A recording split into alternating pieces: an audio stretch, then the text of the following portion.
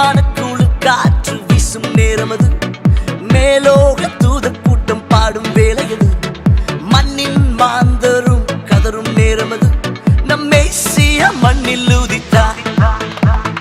சில்லான குளிர் காற்று வீசும் நேரமது, மேலோக தூதர் கூட்டம் பாடும் வேளையது, மண்ணின் மாந்தரும் கதரும் நேரமது, நம் மேசியா மண்ணில் உதித்தார். நட்சத்திரம் நடுவானில் ஒளி விளக்காய் சாஸ்திரிகள் பின் தொடர்ந்தாரே, வெள்ளை போலும் தூபவர்க்கம் அள்ளிச் சென்றே அர்ப்பணித்தார் அவர் திருமுன்னே. நட்சத்திரம் நடுவானில் ஒளி விளக்காய் சாஸ்திரி